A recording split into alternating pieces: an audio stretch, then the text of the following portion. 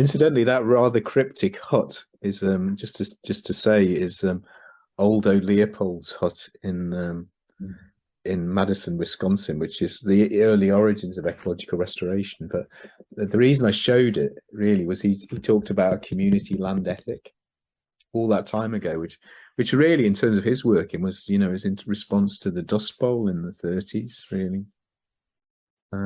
So that's why that shack's there, and it was all about a principle of actually doing it. So there was like the Conservation Corps and society put in money, which is Roosevelt's New Deal, actually.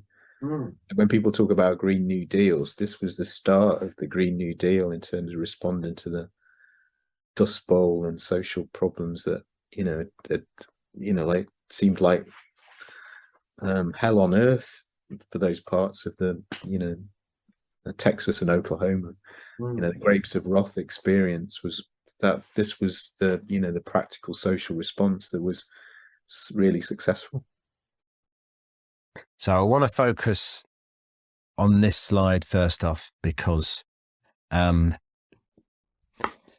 am I focusing on this slide? Why do you think it's? Well, it relates to some of the things we've already inferred in terms of the sort of talking about not wasting seed and things. So in terms of our experience, and certainly my experience in terms of when I started off doing kind of experiments with wildflowers, it was this thing about that in practical and actually evidential terms, wildflowers and species rich communities occur on more impoverished and unproductive soils.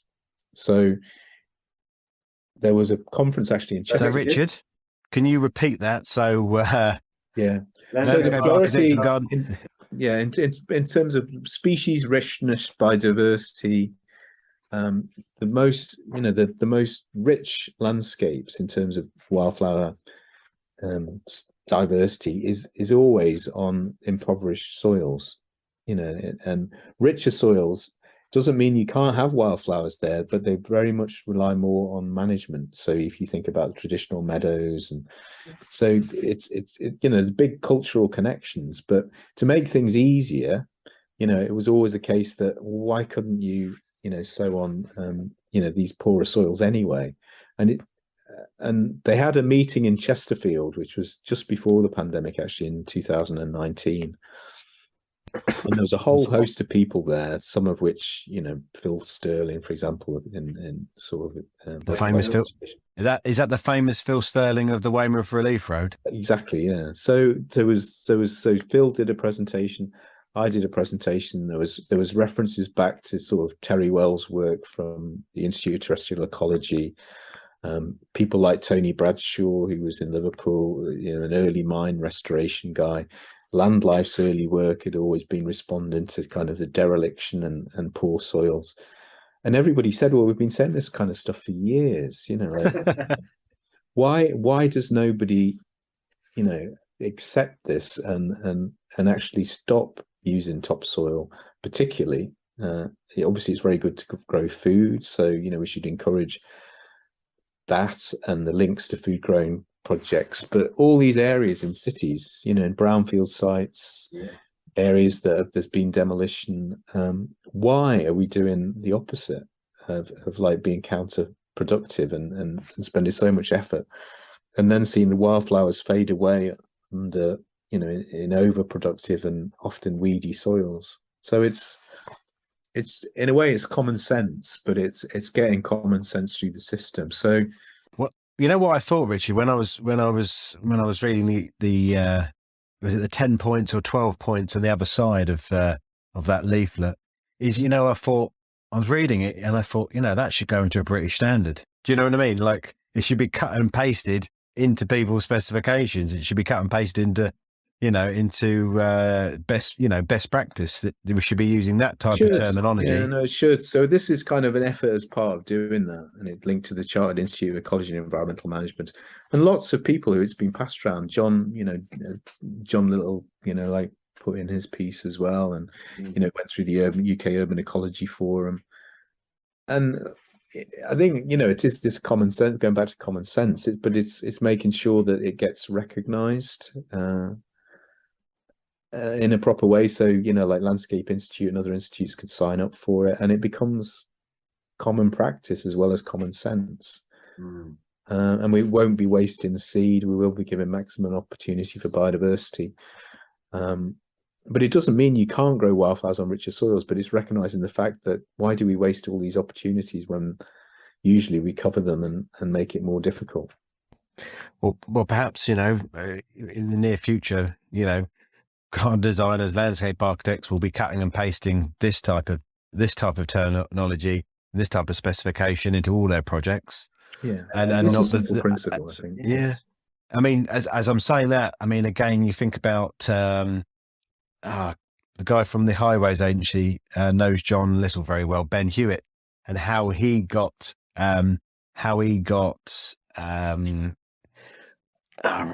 what was it? So he got into the national. Yeah, no, I think they have changed the standard. There is a, you know, like a recognized change in the Highways Agency practice. But I think, as John inferred at that meeting, it doesn't always necessarily mean it happens. No, but it is there now. And I think, you know, for example, we were associated with the A30 link road in Cornwall. And, you know, they're not going to put topsoil on that, and it's linking to the heathland and the surrounding landscape, you know, as a National Wildflower Centre project, really. But it's not letting these things slip as opportunities. And it's been, you know, Penny Anderson did it on the A55 link road through North Wales. So there are really good examples. Weymouth. There was a marvellous guy, actually, just in terms of the principles of like these kinds of issues, which I met when I was, you know, like first at Land Life, and a guy called Jack Doyle, who was a real hero, really, and he was similar to the kind of butterfly conservation story. He was a secondary school teacher in Hertford, and he loved butterflies, and he had just been creating mounds of rubble covered with local chalk, sowing them with his own collected seed. And they were fantastic. And I think he had, you know, when he met and told me about it, had 27 species of butterflies in his garden. You know, wow. Yeah, and he was doing that in 1969. So, you know, like, in a way, you know, that I'm sure, you know, like, there's lots of people who discovered this for themselves in different times, but it's just passing that energy back, you know, to people who've got control over major landscape budgets in terms of the way you can, you know, do incredible brownfield choreography, and, you know, even waves of, you know, like, you know, meanwhile land in cities, using that really cleverly, in terms of, you know, sometimes they won't last very long. And, you know, to be honest, a lot of urban wildlife sites, which don't often get a chance to last for, you know, to 10 years often. But if we could use that land as a wave, you know, in cities, it would be huge. And people like this guy called Timon McPherson in New York have been talking about that in New York as a strategy for also a long time. Yeah, I know a lot of that goes on around King's Cross. I passed through King's Cross for quite a while. You know, I've done it for the last few years, and you see, you know, the meanwhile land being used as community growing and wildflower areas as well. So again, it's in pockets, isn't it? Yeah, it's great. No, it's great. It's great. It's happening, and, you know, I'm sure there's more happening than we often realise. And people, you know, it's the guerrilla gardening thing, isn't it? There is, you know, there is empowerment in terms of people, you know, just taking it on, and very, very knowledgeable people. They don't often need much help or advice, but I think when people really start to feel they're part of a movement, it's great. Yeah. So we saw his shack earlier, and I wanted to put this slide up. I think it sort of touches on what we were talking about earlier, doesn't it? Yeah. So, yeah, that's, you know, that's his quote: "When we see land as a community to which we belong, we may begin to use it with love and respect." And I think, you know, key words from, you know, like way back in the history of ecological restoration, but should be applied wholesomely across the spectrum of landscapes we all work in, because it just changes the gears. And I think for all kinds of reasons the landscapes are delivered in ways they have to be done quickly. But I would, give an example, in terms of the amount of probably money that's often been, spent on really good projects that, in a way, for communities has happened quite secretly, in terms of, they've been delivered and then a sign's up, and maybe really good, and it'll be perhaps seen as a park or a resource, but people haven't been in the sense of a community involved in that process of the change, or even asked about it.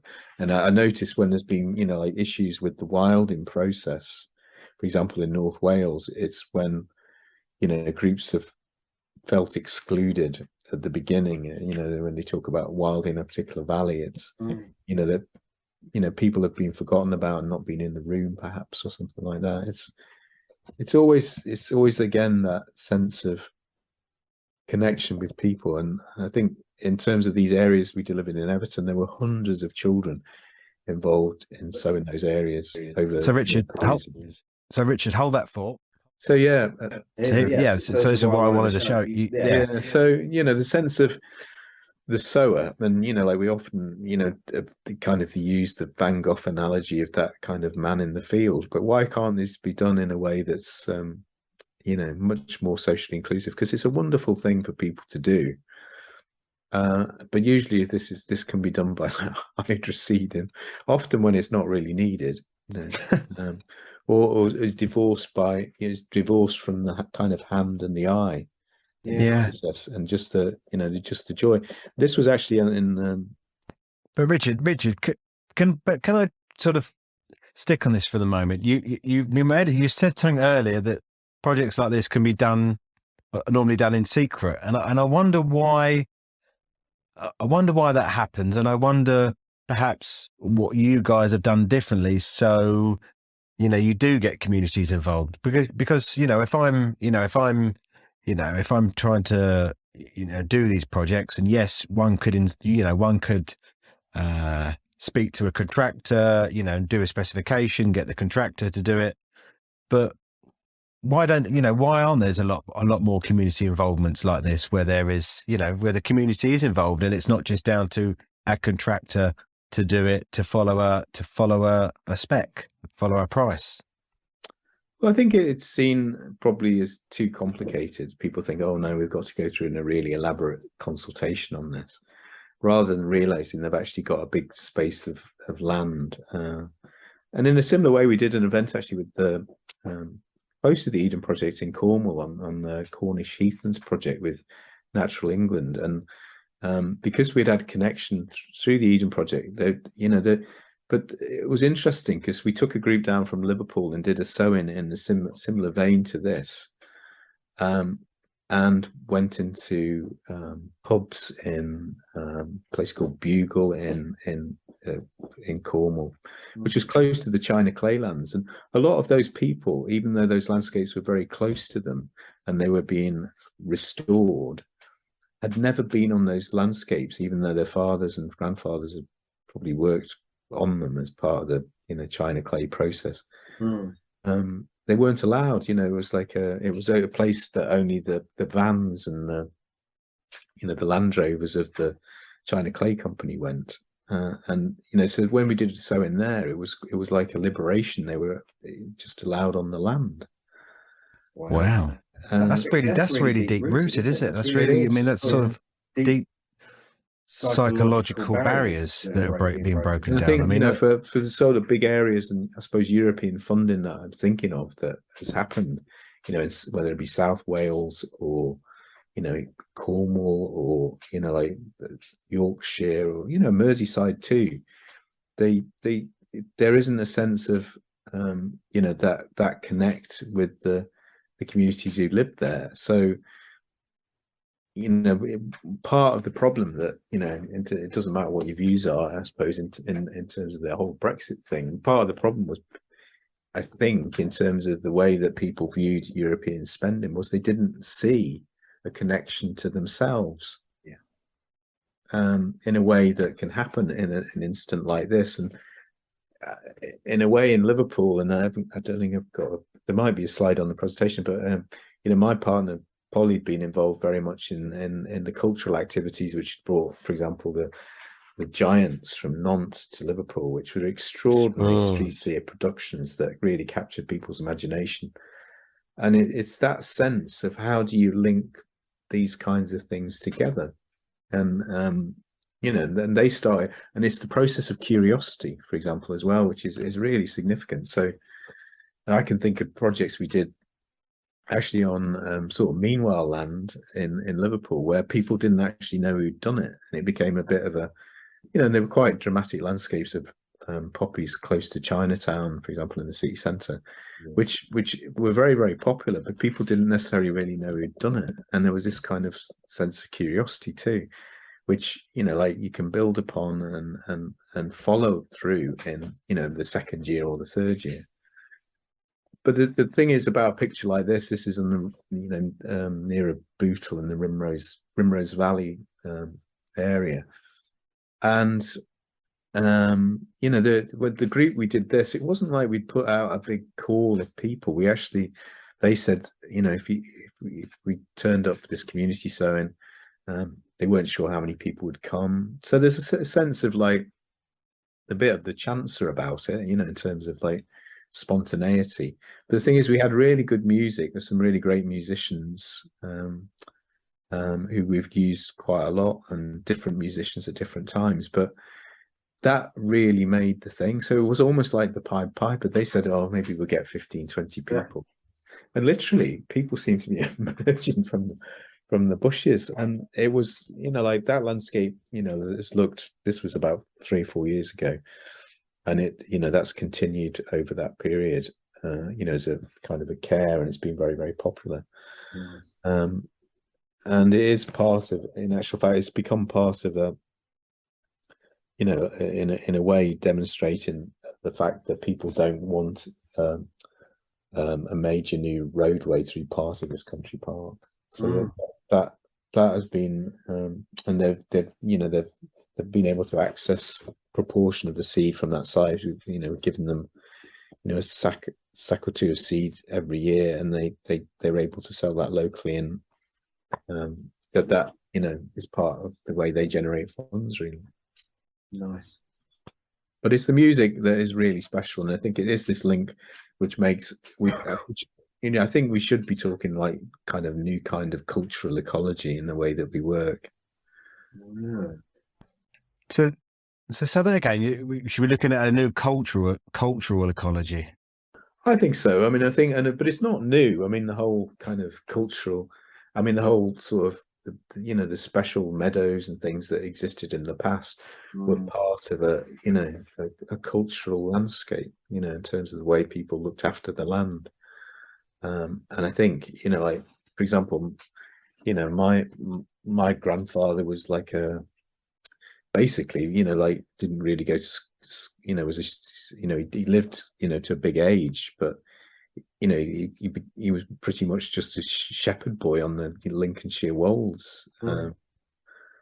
And it was very much more a peopled landscape, wasn't it? So it's kind of thinking back, and and rather, the people have been divorced with the delivery, so it's all like high tech and tractors and all the rest of it, with massive, getting bigger and bigger, but sort of putting people back in the landscape. And I do think, even pictures of wildflowers and people in the wildflowers, whether it's sowing them or, do generate a very different feel than the just images of wildflowers and nobody in them. So I think and it is this kind of juxtaposition of worlds as well.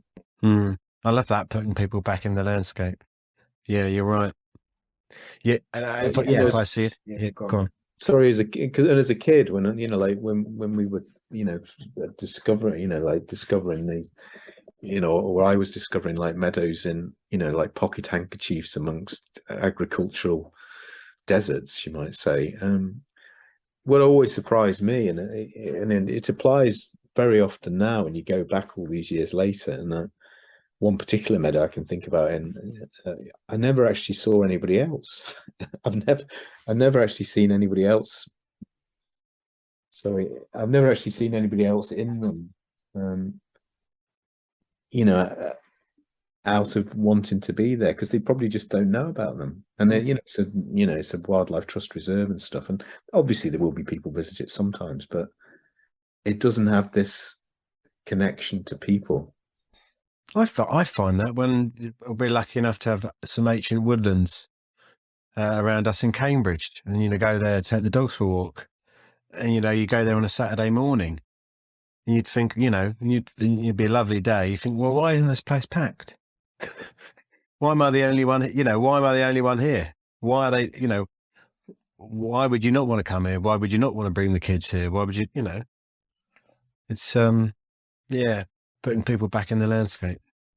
And the thing is, particularly with sowing seed, it is quite simple. The act of sowing seed is a simple thing to do, and it's very memorable. Particularly when people have never done anything like this before, and particularly then if they come back in the summer. I remember the musicians, because they came and played, and they went back in their bikes in the summer and couldn't believe it. No, and it's that sense of people witnessing that for themselves. Yeah. And I think that's where there's this sense of like, we have to sense this loss of like privilege for a lot of people in society, and it isn't about it is about flipping gardens out, yeah. And the wonderful places that are there, which is why it's great that people like Fergus Garrett, is they want to flip their gardens out. That is part of their mission now, I'm sure. Yeah, I think that is. I mean, if we can stick with Fergus for a bit, I think having the ecological survey done on Dixter, that's really infused him, hasn't it? Because I think it's gone from what it was like under Christopher Lloyd. But yeah, I do see Fergus very much as a sort of a figurehead, a spearhead, and really taking that out into the community and not being as, insular, just within the confines of the yew hedges. That's very much, and I've seen with Fergus that grow even over the last few years, where he's really seeing the power of flipping the garden out into the wider landscape community. Really taking decisions, haven't they, to buy more land and things, which but he also, in terms of how they're connecting with the Hastings, and I'm pleased to say we've been associated a little bit of that, and people from Hastings have been up to Liverpool, and last summer they came up and looked at some of these areas, like this one. Actually, they came and saw this one. And just awareness, because they've got town garden funding, which is quite significant, which is relating to the kind of Sheffield Grain to Green story, and certainly Nigel Dunnett's involved in that too.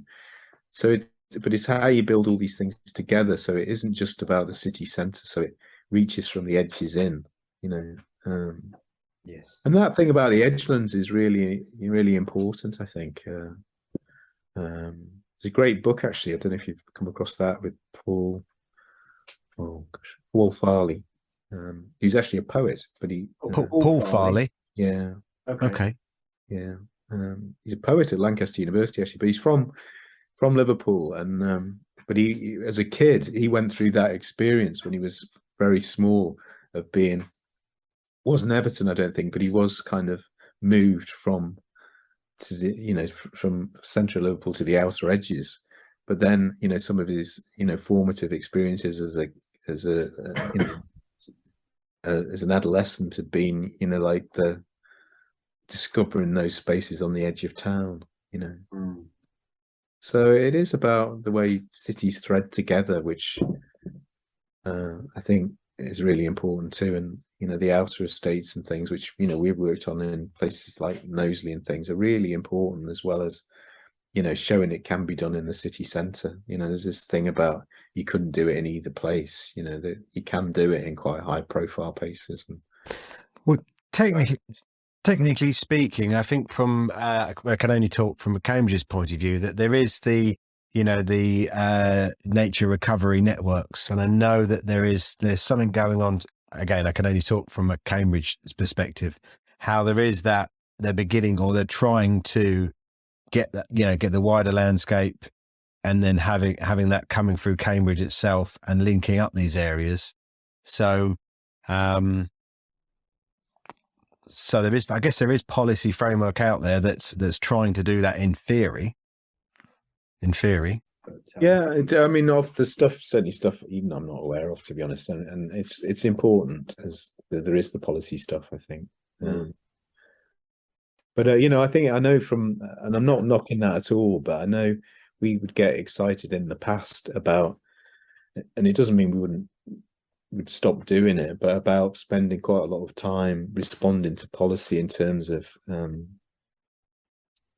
comments and things. And I think often we felt probably our more important function was just to show it you could do it.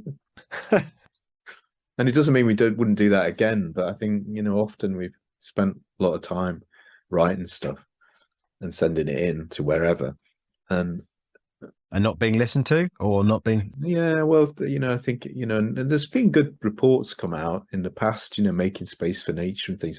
It doesn't mean it's not all good, but in terms of where the net's been cast, it's not always very wide in terms of, we talked about these energy points, and it can be, for legitimate reasons, but it was always, a little bit disappointing, for example, that, people would talk about urban renaissances in Detroit and things, about urban farming and stuff. And, we couldn't get senior, conservation reps to come and see, the National Wildflower Centre in Liverpool when, it was a Millennium Project. And so it's, how do you draw people into, and that in that way,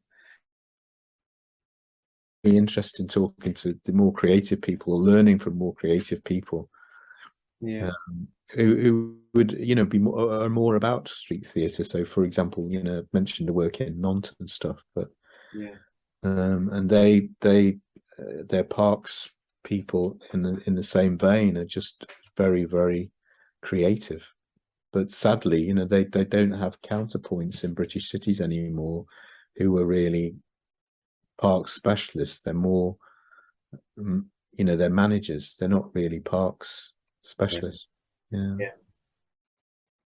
But like you said right at the beginning, sometimes you just, you can spend the time, replying to policy, but when push comes to shove, it's just getting out there and doing it and proving a concept and doing stuff on the ground. And it's, I think you keep learning as a result of that, I think, too. So I think it's good. But sometimes we all get tired, sometimes, and it's good, like for all of us to have a bit of a rant. But there is a lot of great things, and witnessing some of these kind of community events and then reactions to the flowers, particularly, has been really wonderful in all kinds of places. We did Sones in Morecambe this year, associated with the Eden Project, which has been great. We did them in Dundee, actually, which is supported by the Scottish government, which is, was really great to see, and there's been good reactions in Dundee. So the same, when these projects get a good air in, there's real high receptivity for them, really. And I think it is making sure that the management's good and the care's there to follow, and there's also funding mechanisms to drive this, which is it's probably not just about biodiversity metrics, which is like a very interesting debate at the moment, and it's great to be amongst the best of science, but it's also great to be amongst people who understand public value and social networks, and how that works together. And these things should be overlapping more. Because especially with biodiversity, metrics, a lot of the time people don't focus on the environmental net gain, where it does bring a lot of those, wider issues together. And it's something that was only touched on by, I forget her name now, Dr. Jerome at Gemma Jerome. Sorry. Yeah. But yeah, that wider environmental net gain is something that needs to be focused on more. So, Richard, I don't think we could get through a podcast with you without talking about soil inversion. I think it would be sacrilege. Okay. Well, I mean, it's interesting because these things are like you said before, are like journeys of experience, I suppose. And we did a project actually in Highton, which we're hopefully actually filming. It looks like filming with News Round, actually. Hopefully, is that still going? Yeah, they contacted us last week, and then so it was.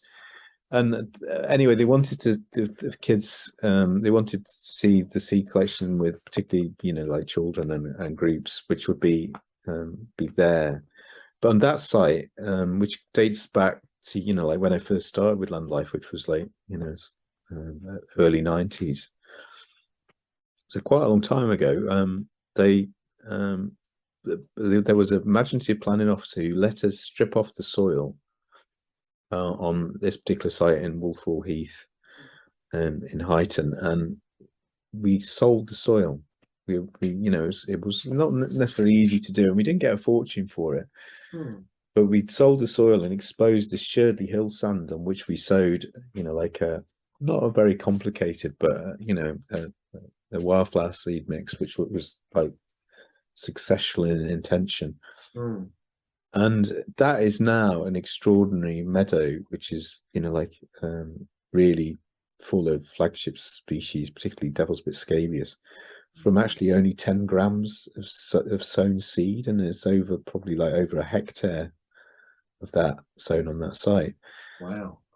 But the key point was, we knew we couldn't do that everywhere. It's very difficult to strip soil. But the interesting thing was, we delivered that project for zero in terms of we weren't charging great amounts of money for our time or anything, but it was actually quite easy to engineer.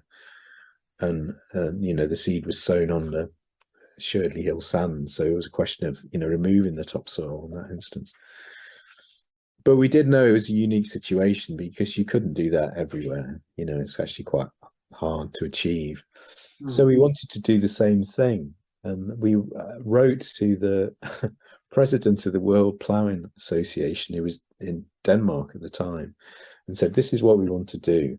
Is there a way you could plough to a depth which could invert it neatly, and bring the underlying soil, which obviously has to be targeted?" And it's important to say that the places we've done it were always very, like agriculturally impoverished soils usually. And that often, in working with the Woodland Trust, and also the Forestry Commission, actually. But this was on the China clay waste, where originally they'd put topsoil over the China clay, and now we're realising for this Cornish heathland project they wanted the China clay waste itself, so we're actually bringing the raw China clay waste back to the surface. But it's just the principle of what you could do with the subsoil. And in many cases in the British Isles, the soil's too rich, eutrophied in terms of the amount of fertilizer being laid on it, often very compacted. So we've done over the past, since about 2004, actually funded by DEFRA, Esme Fairburn gave us some money to extend it, and we work with the Woodland Trust in particular, but also butterfly conservation. So it's been used across a series of habitat sites, but now over 1,000 acres. And I have to say, some of those sites are just, incredibly impressive now, and have really stood the test of time. So test of time. So what's been the time scale? So you probably, well, some of them are, between like 18, 19 years, and and they're still putting them down, actually. But the older ones are getting close to 20 years, and but 15 years, 10 years. So we've got one of the Phil Putwain with Butterfly Conservation. We did over 20 hectares for them. It's Phil Putwain, who's done a lot of heathland work, says it's his best heathland restoration he's ever done. So it's working in partnership with other people too, but it's this thing about the starting point, which is critical. Because I'm really curious about this. I wanted to ask you, so if you're doing the soil inversion, in my head, I was thinking perhaps that the wildflowers would go through the subsoil and then get into the topsoil, and over time it would perhaps revert back, or would be less. Well, it doesn't seem to have happened yet. And well, that's brilliant news. With, for example, the heathland work, was expecting perhaps to add more, add sulfur to acidify it, or but it actually generally seemed fairly stable. And I was thinking, because we met Peter Corn at that event, and what he's advocating is pretty much this, because it's effectively a double digging process. Yeah. But it does actually put approximately 25 centimeters of sand on top of the soil. So it's actually very similar, to putting, that kind of, material on top. So Peter was saying that he would do the soil inversion and then put 25 centimeters. No, he's just putting like 25 centimeters of sand, and then everywhere. Everywhere, yeah. So, but it's not dissimilar to this, we're working with basically what's there. We're not having to import anything, but the interesting thing is, across some of these sites, the soil, the patterns and variation and drainage is completely changed. So, for example, on agricultural soils, some of these industrial agricultural soils, there's been a remarkable, patterning of the land in terms of how it varies across a whole field, which has contributed, very much to the diversity story in the longer term, with drainage, altered, and water retention in certain parts. So it's a very interesting technique, and it's a once only thing, but it does actually bury the carbon and put it at depth. But there's also the opportunity to combine this with biochar, and bury the biochar. And it was, James Lovelock, who's sadly not here anymore, who was very enthusiastic about pushing biochar from converted agricultural waste in a really coordinated strategy. So I guess this is what you were mentioning. Yeah. So this is pretty much, I suppose, it applies the Peter Corn principle, because this site was actually on pretty much concrete padding from where they'd knocked down old greenhouses in Liverpool. And so we were just trading on the crushed concrete. We brought in more crushed concrete. So these patterns of lenses you see are basically islands of pretty much crushed concrete, and then it's actually Mersey grit, which is the dredgings from the Mersey, which is traditionally used as a cheap sand for builders and others. But actually is a very good sow medium, and it, like the Peter Corn story, it's not got any weed seed in it, or if it is, it's actually quite interesting. So it pops up, it's something quite marine or something, you know what I mean? But and anyway, but underneath this, which is, we mentioned the biochar, we put effectively a ton of biochar underneath that area, which is pumping carbon into the soil in a form that it's more permanently stored. And I think I might have got the figures wrong, but I think a ton of biochar equates to something like 15 tons of carbon. Yeah, that sounds about right. The ratio sounds about right. Yeah. And it's a demonstration, but this was a site in Liverpool that had been threatened with development, and now has become, like a community nature reserve, championed by, like a very strong friends group, and now, actually got postcode lottery to extend this area and make it bigger, as part of because it's part of a much bigger, public park. Calderstones Park is a really special park in its own right. But this area was part of an old compound, which they would have built on previously with the that was the worry, and so they've effectively created a new carbon capture meadow in within their own park boundary, which has been very special. And those looked pretty good from the first year in terms of just kind of the annuals, but also this year was like Viper's Bugloss and other things are in the ascendancy. So it's already 2 years in, looking special, and they've been adding other things, like field scabious and things from seed, that's been collected within the city region. I wanted to end the podcast on this image because I thought, again, this was really powerful. Well, this is I suppose this is a Liverpool City region. It's not. It's kind of, again, close. It's Bootle. I mentioned the project we did in Bootle with Christine Long and a partner organisation called Regenerous, and it was taking on board, like some of these areas of land and putting them basically to wildflowers, but also doing it in in that kind of community way. So here we were working with, interested individuals who, we call wildflower rangers, but were, we just talked them through the process, and they were observant and became, really good at identifying seedlings, but also, kind of monitored the success. But they were, sown with local schools. The guy in the shirt is Steve Rotherham, who's the city region mayor for Liverpool, and this actually, they used images that were taken on this day as an advert for their environmental action fund for the coming year, and this had been funded by that action fund. So he's on a photo call in effect. But the kids were very shrewd, and the kids in this circle on the left hand side were saying to him, how much do you get paid? It's pretty, like, straight question.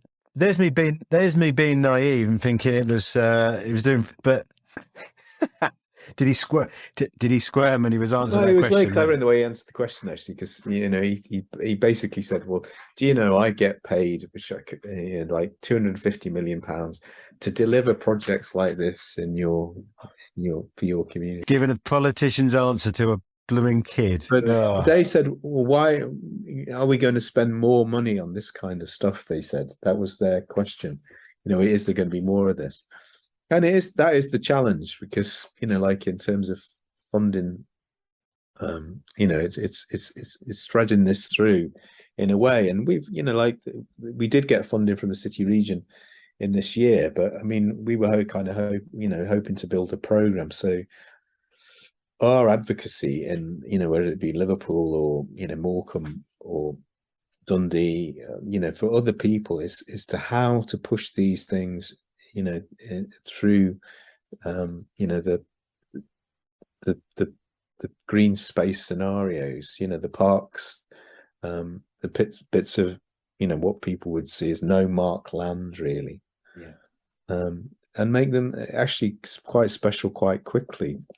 And it used to be, when I first started, people were saying that it was impossible to create like a really good species rich grassland. Well, to be truthful, it isn't. And you have to be careful, obviously, about not losing the great stuff that's there, but we do need to give witness to the fact that you can do some incredible things if you work with the soils and the people in that kind of community land ethic kind of way, which is astonishing. So that example of that site in Highton with the Devil's Bit scabious and things, which they discovered, like in the same vein. Not many people have visited in that vein, because it's actually hard to get those people to visit. But when they did go, entomologists from Liverpool Museum found pretty much the first sighting for a small scabious mining bee, which was and they only made that one visit, it's just on that day. And so you have to say there's an enormous amount that happens. And, on one of those soil inversion sites, which again is solid with Devil's Bit scabious, and on Forestry Commission land too. So, and, just in terms of counting numbers of bumblebees without any thought of species, though, the density was huge. And this, in terms of a site of, because it's seen as sometimes if you deliver these flagship species in places where they're not expected to be, and then can show them. So I remember we walked around here with a, I can't remember what, a professional group, and some of the local kids actually said, "Have you come to see our Liverpool lavender?" They said. You get this amazing purple haze. But for example, if you go to national nature reserves in Cumbria, and it's not knocking them at all, because sadly a lot of those landscapes, because of the way the cultural management and care has changed, where there would have been this kind of purple haze experience is very much diminished. So this site is probably, I think this site should be a national nature reserve, in all honesty. And this is something that we've chatted about briefly in the past, and it's about why, if we look at projects like this where you're getting flagship species, and then you compare it, or one could draw a comparison between that and NEP, and it's like, well, this stuff's been going on for the last 30 years, last 40 years, last 50 years, and then NEP and notable rewilding projects are getting a lot of kudos, but it has been happening elsewhere where they are getting flagship species. And it's fair dues, and I think that's where it is sharing and perhaps bringing some of those people to these kind of places. I know, everybody's got their own worlds, but it is about, breaking down the walls of Jericho sometimes, isn't it? It's like, blowing the trumpet a bit, I think. Because it is difficult just to get those kind of strategic people to visit places, and it could be Cornwall, it could be Liverpool, which are perceived as being on the edges of the conservation networks. And I know I went to one of the in Cambridge, I went to one of those early wilding conferences, and it was a bit frustrating because you couldn't put your hand up, and you had to go through the system, kind of the mobile phone system. And I know that old Professor Bradshaw, who is a father of restoration ecology in terms of mining and Cornish China claylands and all of that, would have been putting his hand up and just sort of saying, well, beg to differ, like, not that this stuff isn't great, but remember the Halewood Triangles and the Gunnersbury Triangles, which were railway land, which did exactly the same, and have been, defended and fought for by people in places to become ultimately parks. Was in actual fact, in Halewood Triangle, there was a really incredible piece of land art the other week, which was really special. In terms of, okay, you have to see it probably from a drone, but it was quite an interesting piece of land art, and that was in that place that is now seen as a place of, probably to a lot of people, pristine woodland, which was and it won't get grazing animals and herbivores in it and wild boars in the same way, and it's difficult to do that in some urban areas, but there is this dynamic that things like this can happen, and incredible things, whether it be, rare invertebrate, pollinators and things. And it's so you were saying about you were saying about this soil on inversion. This Forestry Commission site, which is soil inversion, which was it, and partly which is why that site's so interesting. We did some very low level introductions of wildflowers on the soil inverted land, and the Forestry Commission did some very traditional tree planting, with larch and things, which did have wildflowers under them initially, but then became, obviously very dark, and the flowers just disappeared. Incidentally, that was largely for red squirrels, which there are around in that area. But the interesting thing was, part of it we let wild, so that it has gone through like an interesting willow scrub you know, like across areas of it. But it's the way that you've got glades of Devil's Bit scabious and Bethany and water ravens, as you know, which are astonishing. And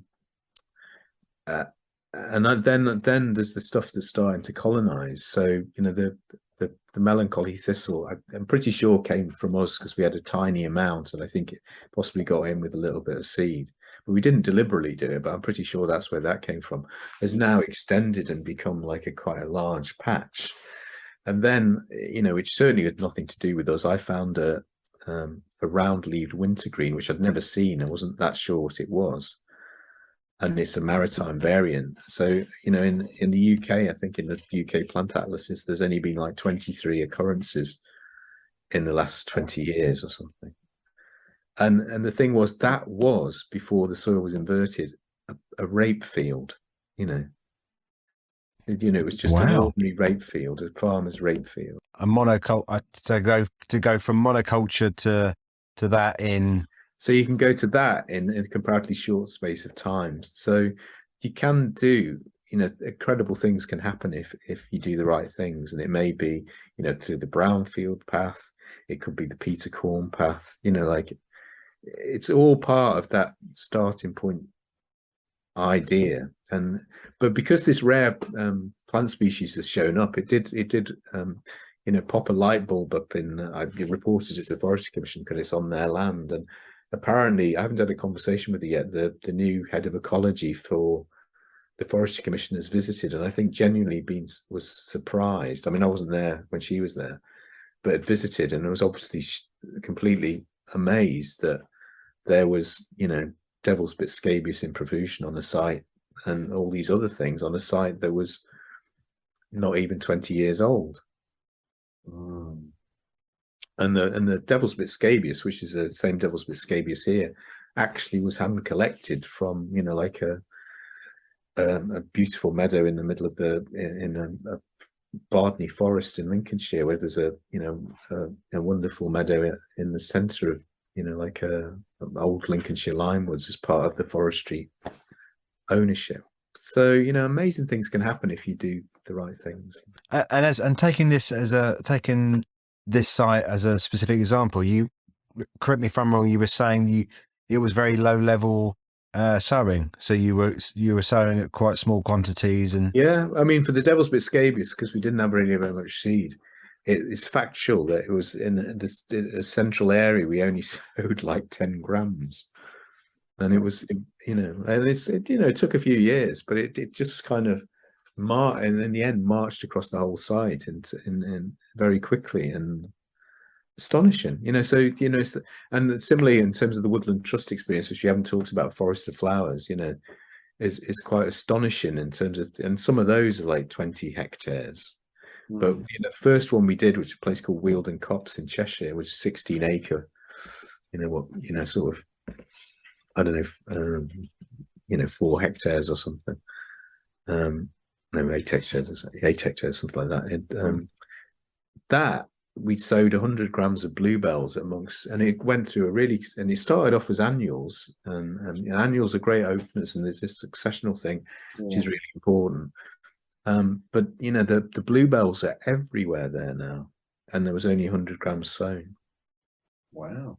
So, you know, it is this thing about, again, we mentioned at the beginning about, you know, wasting resources, you know, wasting seed. But if you did that on a, you know, really rich piece of topsoil, you wouldn't see thousands and thousands of bluebells across you know, hundreds of thousands probably now across a, you know, 16 acre site. You just wouldn't. I've got to pick your brain, and this is a technical question. So you sow the bluebells as seeds rather than bulbules. Yeah. And it was just a very sandy soil, and you know, but that's the power of seed on, you know, seed well sown. And I think when people are involved in the process of sowing seed in that way, I think it is really important. But, you know, in the annual landscapes, you know, it shouldn't be underrated. I think that's the other thing, you know, in terms of being part of a journey, because they're able to show people that you can do something quite quickly. But again, John Rodwell made that point to me and sort of said, well, and he was involved in, you know, the red habitat work for Europe, that, you know, that kind of arable landscape is one of the rarest in Europe. You know, there's no doubt about that. It's just, you know, where would you go?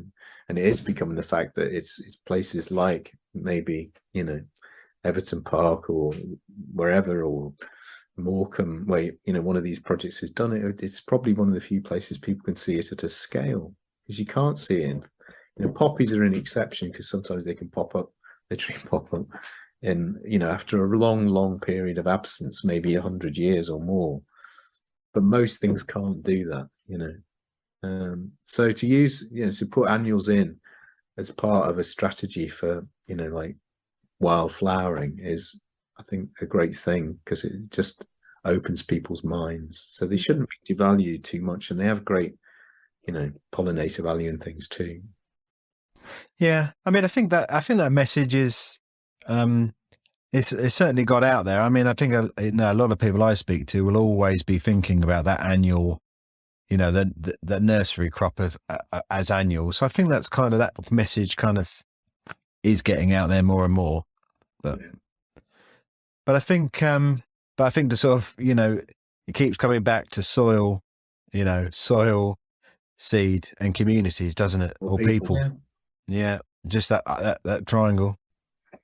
And, you know, and also, you know, linking it to food growing. One thing that because, you know, that soil charter isn't really quite, you know, we didn't really mean it to be a finished thing. So people have made comments, and, you know, I think one thing that came out particularly was we talked about, you know, the importance of using food as for, you know, like food growing and things. But I think that link, you know, probably we should emphasize a little bit more, you know, because that is a great community connection in terms of where people can work together. And I know, you know, working locally here, it becomes more obvious, because we've been working with, you know, like Jackie Swanson, actually, who's working with us a bit this year, has been working with Squash Nutrition, which is more of a food growing organization. And it's clear, you know, there's parcels of land where, you know, much easier to grow food, and parcels of land which, because of the nature of, you know, whether it be demolition or whatever, it's much harder for people to do food growing projects, and the land might be contaminated and that kind of thing. Just simply, when we did a project in Prince's Park, which is really nice, because this was associated with like a Nelson Mandela Field of Hope, and we're working with a group called Mandela 8, which links to the Toxteth Black community in a very you know, special way, really, and they'd established a link with the Mandela family themselves in through their own visits to the townships. And, you know, Prince's Park is a traditional, you know, Liverpool park, which would have, you know, we were founded, Landlife, as an organization, in terms of my experience over a long period of time. Prince's Park was only a quarter of a mile away, but we wouldn't have had a chance to work in Prince's Park, because, you know, all that time ago, because it was viewed as a Victorian heritage park. So this connection enabled, you know, like this creation of a field of hope, which, you know, started with annuals, but is, you know, will evolve over time. But it's kind of, in a way, opened the gate to a community that wasn't part of the Friends group, and the Friends group have been very, you know, welcoming to that. But we wouldn't have been able to do those, you know, it had been seen as a no-go area for wildflowers, and the areas created were actually quite big, you know, probably about a hectare or more. It would have been quite controversial, because it was, you know, whereas Everton Park, which has in a way been the key to some of these other things happening in Liverpool, was seen as, you know, it was seen as different, because it wasn't seen as a, which, you know, probably in the words not to be, but other people wouldn't see it as a proper park in some ways, if you know what I mean. Yeah. It was seen as an unusual scenario, and it wasn't necessarily easy to get permission in there. We had it in this process of negotiation, but because it was successful there, and because of this Scouse Flower House momentum, it enabled us to step into some of these more traditional spaces, which, probably because of COVID and other things, are are more open, and I think there is in a sense that parks are being valued more. Yeah. But it's challenging the resources to put these things in there, which is the tricky bit. It is. So, Richard, thank you very much. No, it's good. I think, you know what? I think that obviously we're doing this over Zoom, but can I invite myself up to Liverpool? Sure. And we'll perhaps do a follow-up. Well, we'll do a follow-up podcast next year when everything's in flower. And then we can sort of really, continue this podcast really. Because I think, again, we've talked about the issues surrounding a lot of these subjects, but getting up there, coming to see it in person. No, it'd be nice. And certainly, I mean, the nice thing was like Fergus came up, if you and there was a great connection between him with some of these. For example, he came and the first year we did that project in Princess Park with that Nandela project, he gifted a load of amaranthus seed. And we planted it with the kids from the local schools, and he came and helped plant, and it was like, it's just these ways that it can be bridges. And in the same vein, we took a group, probably about 10 people from different Liverpool parks groups, including an amazing guy called Peter Carney, who made the Hillsborough banner, which is a story in itself, which particularly in terms of the value of these things, because he was involved in that whole Hillsborough Justice campaign. It's like extraordinary.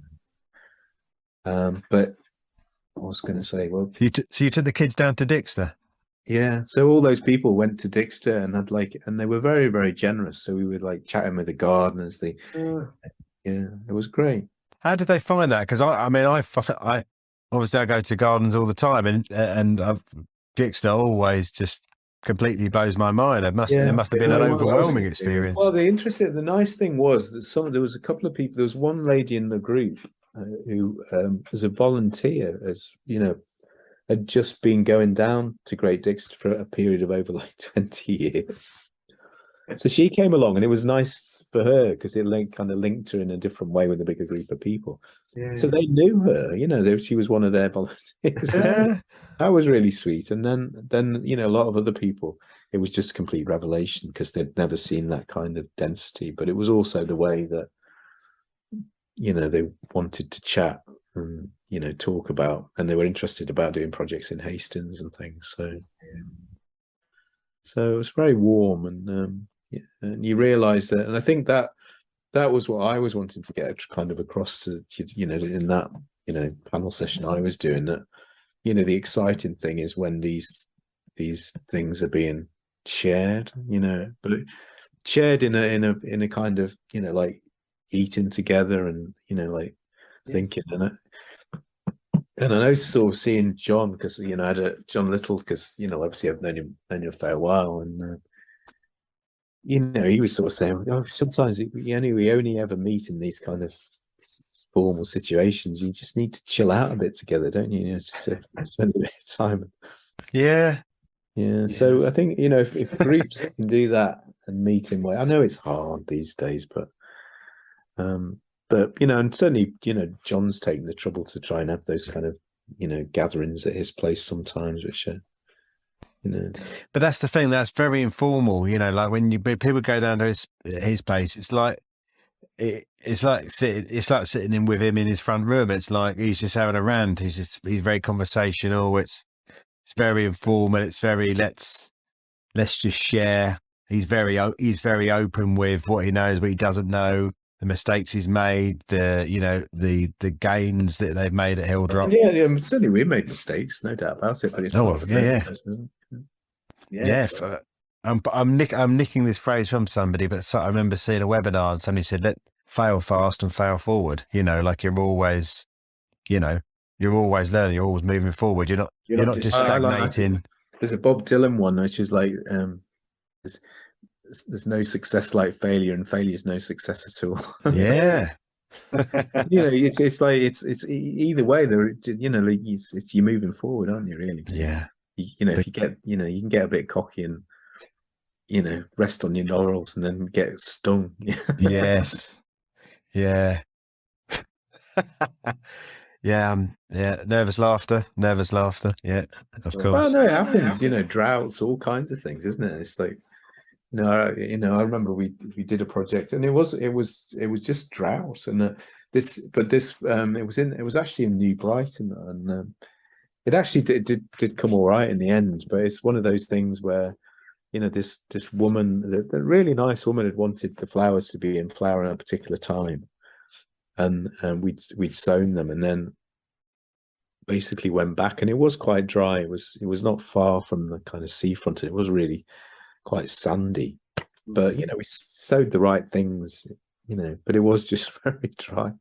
And I remember going and meeting her, and then and you know, walking over, and it's, you know, it's obviously not going to flower in terms of when she wanted it to do a particular date, and she just broke down in tears in this field, and I thought, God, what have you done? Yeah.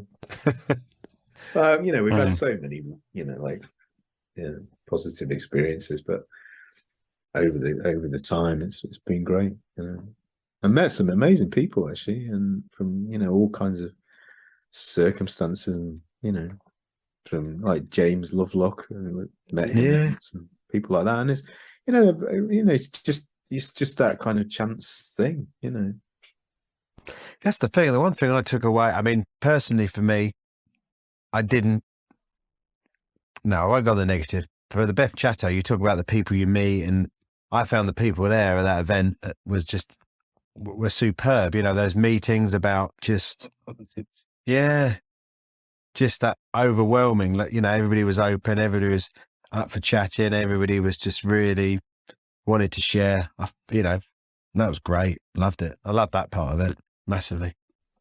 But I think if they do it again, I think they should have questions from the. I think maybe some of the talks are too long. Yeah. But it's the sharing. It's the sharing of our. You know, it's the questions. To me, it's just that sharing of ideas, isn't it? It's like, you know, this is how we've done it. This is how you've done it. You know, it's just about sharing those ideas rather than. Exactly. Yeah.